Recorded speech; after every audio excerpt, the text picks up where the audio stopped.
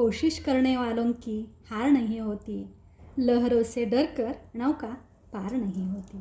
लहरों से डरकर नौका पार नहीं होती, कोशिश करने वालों की हार नहीं होती, हार नाही होती।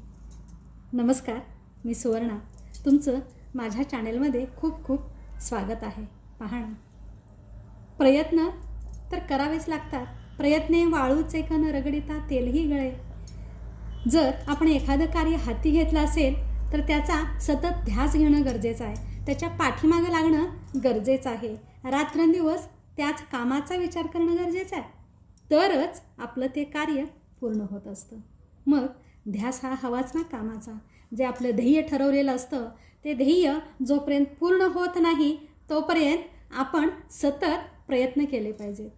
मग प्रयत्न करत असताना जरी अपयश आलं तरीसुद्धा खचून नाही जायचं, कारण ते ध्येय सतत आपल्या डोळ्यासमोर असणं गरजेचं आहे। एक दिवस नक्कीच ते ध्येय आपलं पूर्ण होत असतं, पण त्याला प्रयत्न करावे लागतात। प्रयत्नाला कष्टाची जोड ही हवीच असते ना। प्रयत्न, इच्छाशक्ती आणि जिद्द, आपली जिद्द आपणाला अगदी उंचावर नेऊन ठेवत असते आणि ही जिद्दच आपणाला यशस्वी बनवत असते।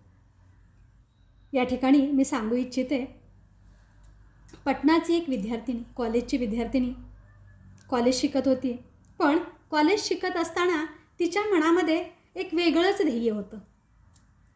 कॉलेज तर शिकत होती, कॉलेज छान पद्धतीने शिकत होती, कॉलेज पूर्ण झालं, डिग्री कंप्लीट झाली तिची, BA पूर्ण झाली, पण तिच्या मनामध्ये जे ध्येय होतं, तिची इच्छाशक्ती होती, ती काही वेगळीच होती।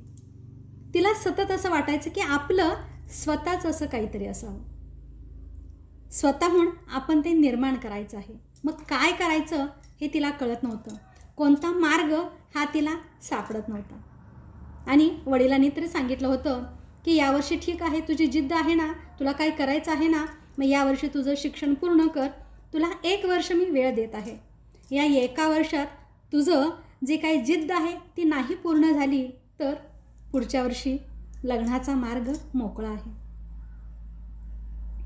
पण मुलगी जी होती ती मनाने अगदी ठाम होती। जरी पालकांनी सांगितलं तरीसुद्धा तिची इच्छाशक्ती प्रबळ होती। स्वतःचं काहीतरी करायचं, पण काय करावं हा तिला मार्गच भेटत नव्हता।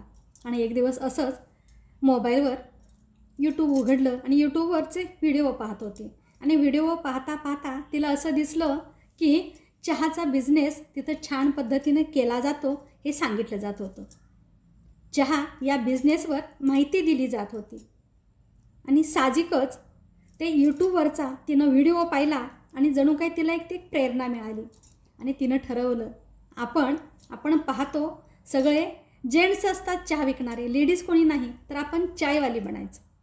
बघा, BA झालेली आहे, डिग्री घेतलेली आहे, आणि तिचं स्वप्न ध्येय काय आहे, स्वतःचा बिझनेस, स्वतःचं काहीतरी अस्तित्व निर्माण करायचं आहे, स्वतःचं स्वतंत्र असा बिझनेस पाहिजे, आणि चायवाली बनायचं तिनं ठरवलं।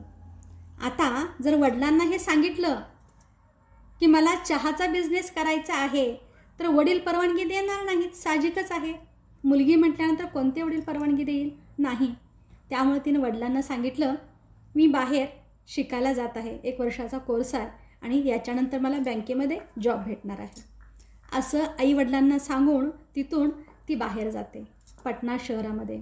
आणि तिथं जाऊन तिथं पटना शहरामध्ये जाते, तिथं महिनाभर राहते। महिनाभर राहून चहा विकणारी जी लोकं आहेत ना, त्या प्रत्येक टपरीवर जायची, बसायची, चहा कसा विकतात, चहा कसा बनवतात, ग्राहकांशी ते कशा पद्धतीनं बोलतात, त्यांना किती नफा होतो, किती तोटा होतो, किती पद्धतीनं चहा बनवला जातो, याचं सगळं नॉलेज तिनं घेतलं।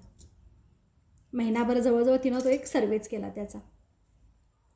आता चहा बनवायचा हे तिनं ठरवलेलं आहे, पण त्याच्यासाठी लागणारं भांडवल, याचं काय, भांडवलासाठी काय करायचं, जागासुद्धा तिनं शोधून ठेवली होती। स्त्रियांचं जे कॉलेज आहे, मुलींचं जे कॉलेज आहे, त्या कॉलेजच्या समोर इतर सगळे स्टॉल होते, वडापाव असेल, पावभाजी असेल, डोसा आहे, उत्तापा आहे, सगळ्या प्रकारचे स्टॉल होते, पण तिथं चहाचा स्टॉल नव्हता।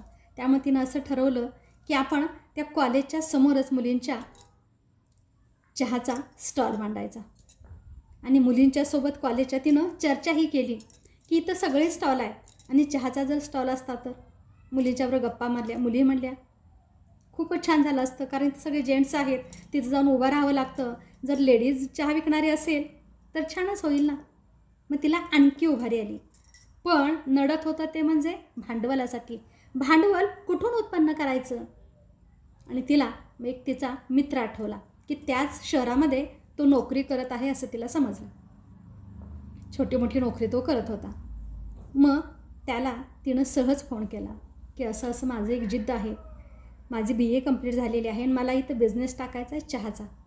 मला थोडेफार पैसे हवे आहेत. मिळतील का पैसे?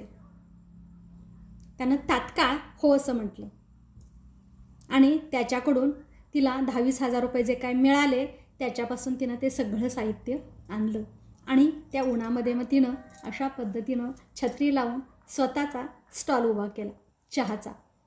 सुरुवातीला अगदी कमी प्रमाणात घेतलं असेल साहित्य. अगदी एक टेबल घेतलेला आहे,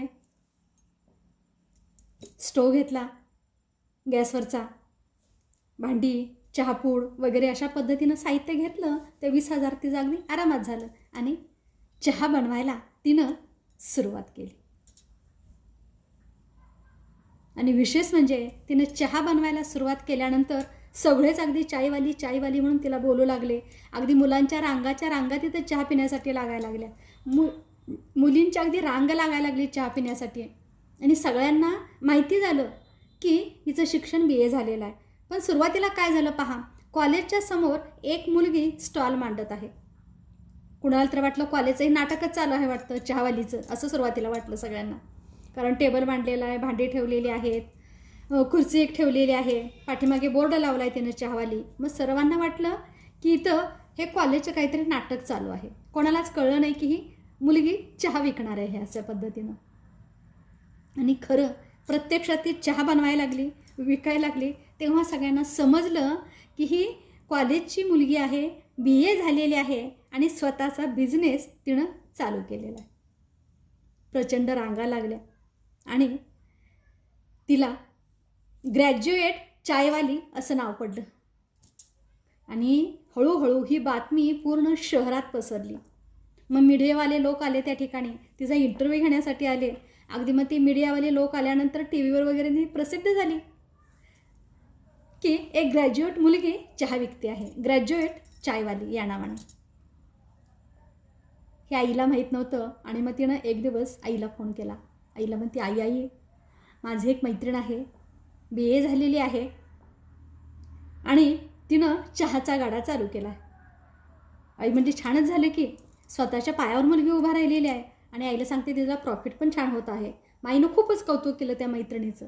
आणि आईला परत हळूच सांगते, आई ती मुलगी दुसरी कोणी नाही तर ती मीच आहे चायवाली. आई क्षणभर स्तब्ध होते. कारण पालक पहा दुसऱ्यांच्या मुलाचं कौतुक करतात असा बिझनेस केला तर, पण स्वतःच्या मुलानं असा बिझनेस करणं म्हणजे नाही झेपत ते. कालांतरानं आईच्या मतीनं समजूत घातली. आईला मग त्याचं महत्त्व पटलं. वडिलांची पण अवस्था अशीच झाली, तेही स्तब्ध झाले, बरेच दिवस बोलले नाही. आणि नंतर वडिलांना पण त्याचं महत्त्व पटलं की आपली मुलगी किती प्रामाणिकपणे तो बिझनेस करत आहे. तिचं स्वप्न ते अगदी लहानपणापासून होतं आणि त्याच्यातच ती करिअर करणार आहे हे समजलं. आणि आता एक मशहूर ग्रॅज्युएट चायवाली म्हणून ती पटना शहरामध्ये प्रसिद्ध झालेली आहे.